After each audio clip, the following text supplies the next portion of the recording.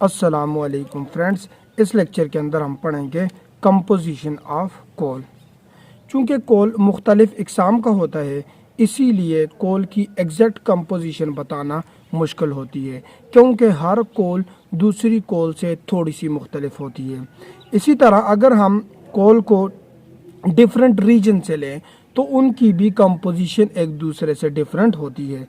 ताहम अगर कोल से हम मॉइस्चर, पानी वगैरह रिमूव कर लें तो एवरेज कंपोजिशन हमारे पास कुछ यूँ आती है। तो यहाँ तक आओ फिर आगे जाते हैं।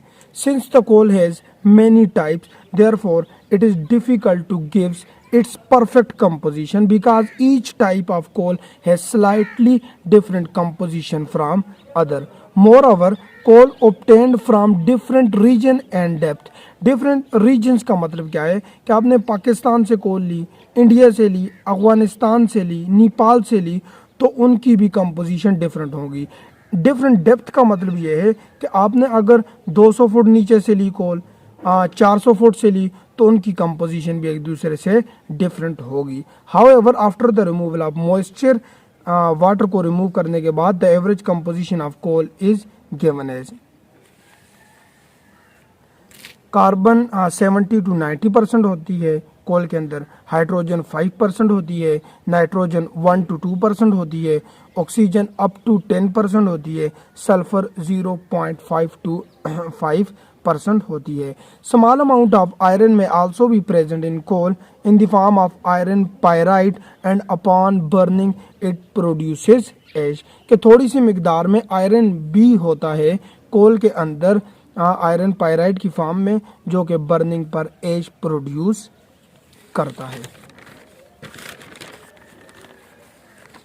बात करते हैं सल्फर इन कोल की। तो sulphur in coal present in various forms. Number 1, organic sulphur, ऐसा सल्फर जो के मौजूद हो ऑर्गेनिक कंपाउंड के अंदर, ऐसे सल्फर को ऑर्गेनिक सल्फर बोलते हैं। The sulphur atom that present in organic compounds are called organic sulphur. Various kinds of organic sulphur that present in coal are as given below.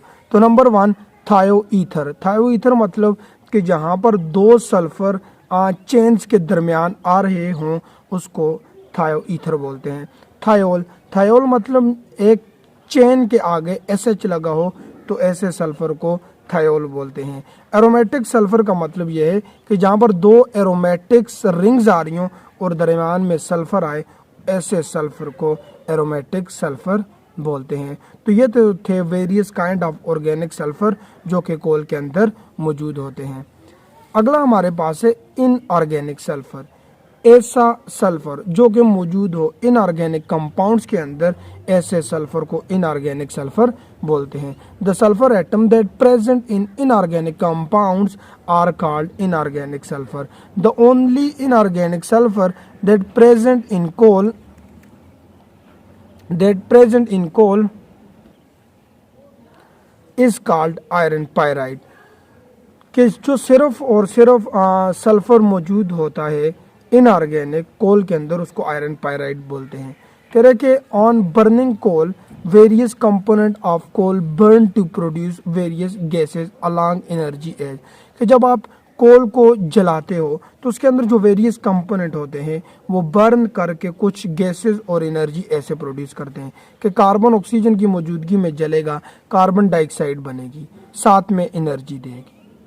Nitrogen को oxygen की मौजूदगी में जलाओगे तो दो गैसेस बनने के चांसेस है, nitrogen monoxide and nitrogen dioxide, साथ में एनर्जी आपको देगी। इसी तरह हाइड्रोजन गैस को जब जलाओगे ऑक्सीजन की मौजूदगी में, जो कि कोल के अंदर है, तो वो बनाएगी वाटर स्टीम की फॉर्म में, साथ में एनर्जी इवॉल्व करेगी।